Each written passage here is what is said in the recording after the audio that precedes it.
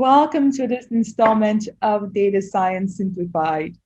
I am Dr. Mechi Kengla, and I am the founder and chief data strategist of Data Products.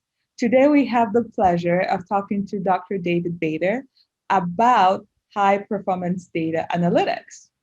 David Bader is the distinguished professor in the Department of Computer Science at New Jersey Institute of Technology. Prior to this, he served as founding professor and chair of the School of Computational Science and Engineering in the College of Computing at Georgia Institute of Technology. He's a fellow of the IEEE, AAAS, and SIAM, and advises the White House, most recently on National Strategic Computing Initiative, the NSCI. Dr. Beta serves on leadership team at Northeast Big Data Innovation Hub as the inaugural chair of the seed fund steering committee. Welcome, Dr. Beta. Pleasure to have you here with us on Data Simplified. Thank you so much for that warm introduction, and I'm really looking forward to discussing high-performance data analytics. Absolutely. So with that, let's jump right into it. So to create a solid foundation for our listeners, what is a good 1-minute definition of high-performance data analytics that you would give someone?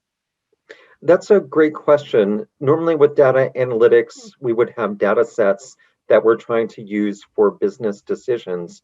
In high-performance data analytics, the time from receiving that data to making the decision is very small. So what we're trying to do is reduce the latency from witnessing events and making decisions based on them. Right. So when you're talking about high performance data analytics, are we also talking about high performance computing? Because that's where my mind goes to, right?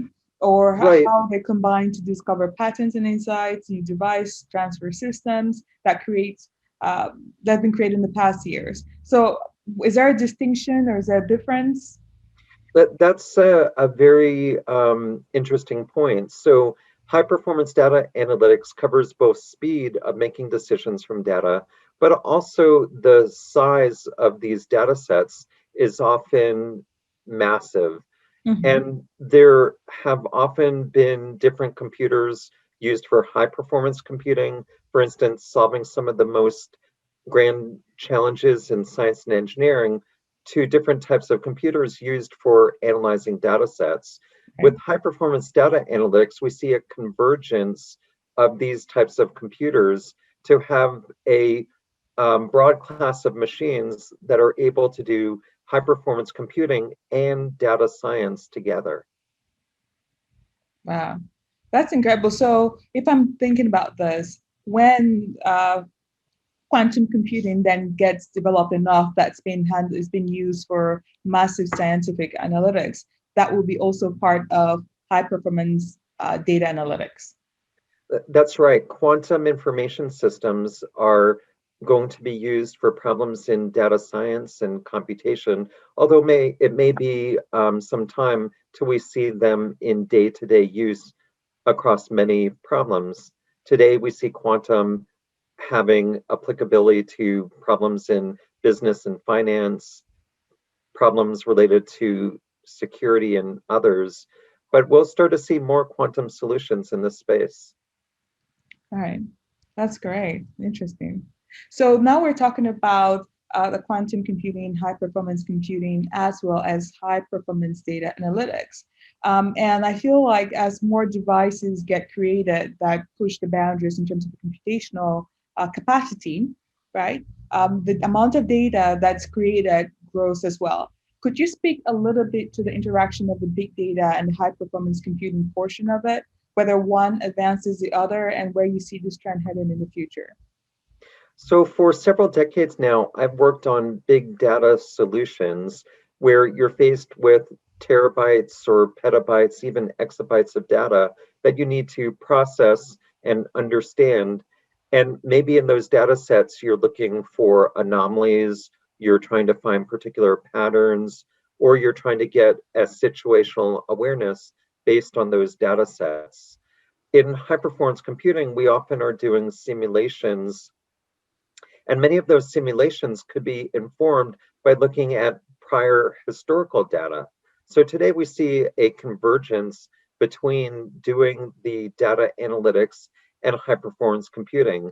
Many problems we can also solve today with AI solutions. Okay. And as we look towards the future, I think we're going to see this convergence of machine learning and AI with traditional computational science applications.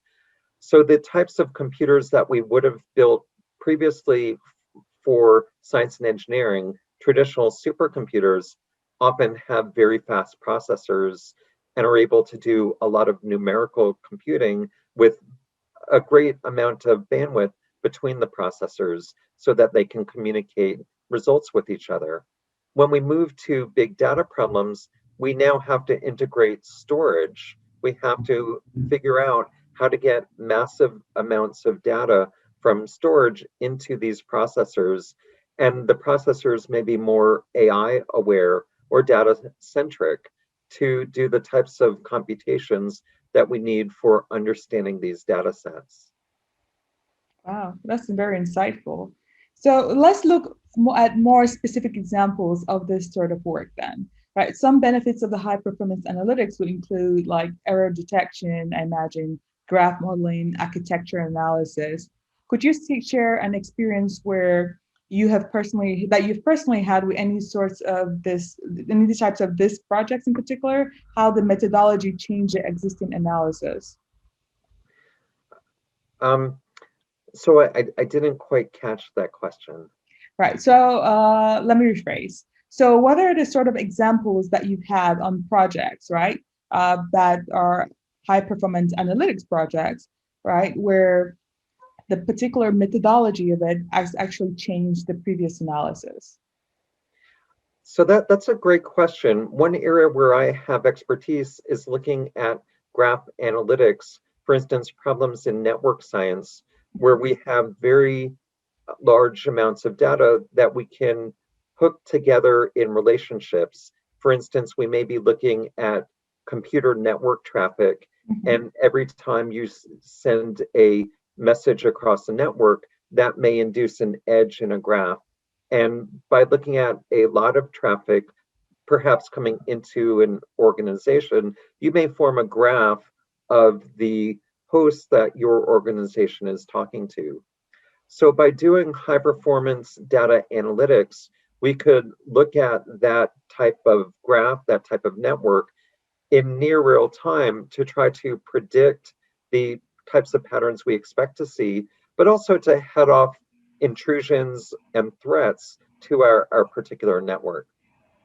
This is very different from how it's been done in the past, where often we collect this information in logs, and then once an organization has been breached, we look through those logs to see who did it and how did they get in and what did they take. But with this high performance data analytics, we get out in front of the problem and we're able to look for new types of threats, potentially ones that we haven't seen before. Now, this is really enabled by being able to do high performance computing on data science, on data sets. And if we put that together with new types of architectures, for instance, NVIDIA GPUs have a open source development library called Rapids AI for data science. So we may be able to accelerate using GPUs, or companies like Intel have been working on a graph chip, for instance, the Hive processor that's been sponsored by DARPA for doing graph analytics natively on the processor. Oh, wow. So I see more and more architectural innovations that will let us get at the heart of these problems and do it in such a speed that we haven't seen in previous systems.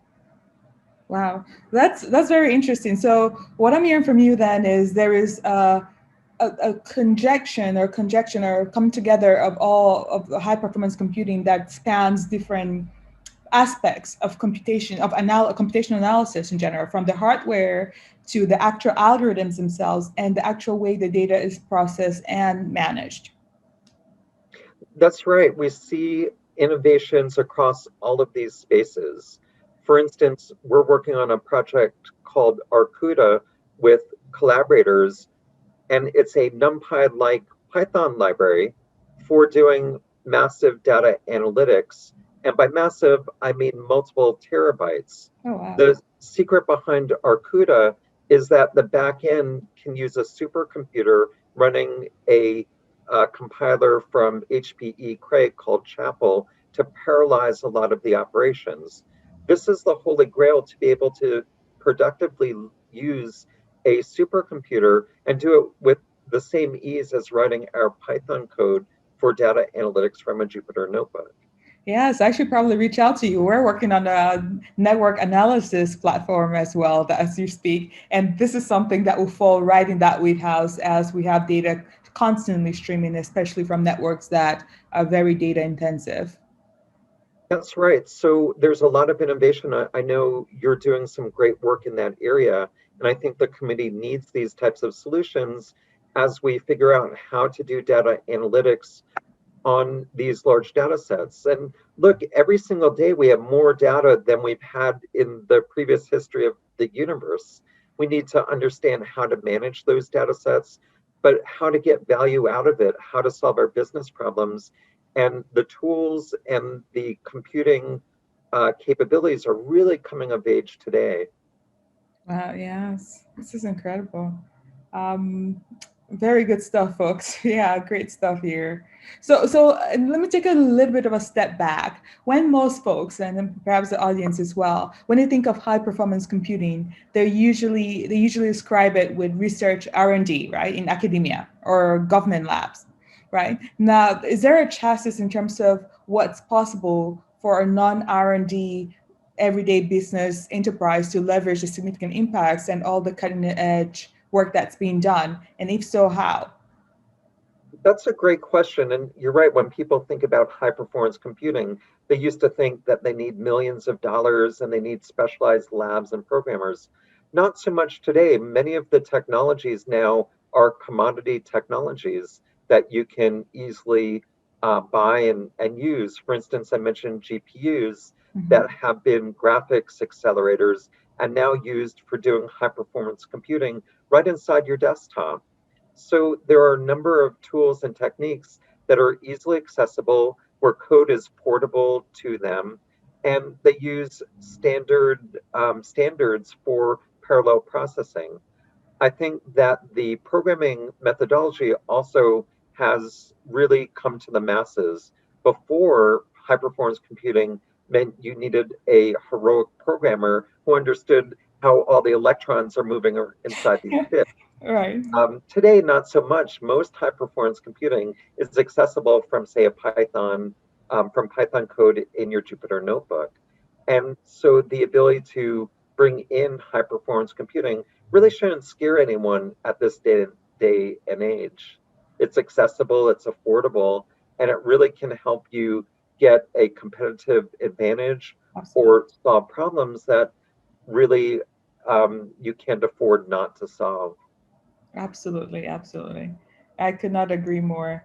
So, folks, if you're out there, if you're a business person, you can actually leverage high performance computing right now. So you are, to wrap this up or to maybe scare this up to a final thought, you are the inaugural director of the Institute of Data Science at the New Jersey Institute of Technology. Could you tell us more about the mission of the Institute? And for our purposes today, if any research is being done there on innovative developments in high performance data analytics. I know you mentioned the one that you guys are working on, but expound on that further or any other projects. Right, that's a great question. And the research that I spoke about is supported by the National Science Foundation. At New Jersey Institute of Technology, you mentioned that I'm the inaugural director of the Institute for Data Science. We're located in Jersey City, just across the Hudson River from Lower Manhattan, where we have three centers within the Institute. There's a center for big data, Mhm. there's a center for cybersecurity, and there's a medical informatics center. So we are the place where we solve real world grand challenges across a number of domains. And I should say that we're expecting to launch new centers this year, one in machine learning and a fifth center that would look at financial services and the insurance industry. In Jersey City, we're in the heart of the fintech sector. We have companies all around us, ranging from Bank of America to JP Morgan Chase, Goldman Sachs, and others. And many students at those firms come to Jersey City to take our graduate certificate, master's, and soon an undergraduate program in data science. So the research is very broad. We're looking to work with some great people, and we're in a fantastic area of innovation in this core New York, New Jersey region. That's great. So you're talking about how you work with students and you're all, this is great about the centers, by the way. That's very ideal. You have like core centers of excellence, I would say, for these different industry sectors. Do you work perhaps collaborate with industry at large, like other firms and enterprises that want to do some research or projects and they work with you and your students? We do. We have a very large industrial collaboration program, and we're working with companies in the region, but also nationally. Many of the companies employ our students. Mhm. We look for companies willing to give capstone project ideas and work with student teams. And we also do leading research with companies that wish to engage in research and development. So we have a lot of faculty, a lot of students. In fact, NJIT has a student body where about 36% are the first time a student in their family are going to college. Oh, wow. And we also were ranked number 1 in the New York Times for students' upward mobility, students from the bottom 20% moving up the socioeconomic ladder. So we have, it's thought of that as a real, a school where we have students who are willing to get their hands dirty and work on problems. So it's a great place to find that sort of talent. Wow, fantastic. So, folks, you can see here at the bottom, we're going to have a link to where you can find out more information about the Institute of Data Science and the New Jersey Institute of Technology. Well, that's it for high performance data analytics, guys. For more data insights and future installments of Data Simplified, just subscribe to our YouTube channel, and you can also follow us on Facebook, Twitter, and LinkedIn. Well, bye bye, and see you next time.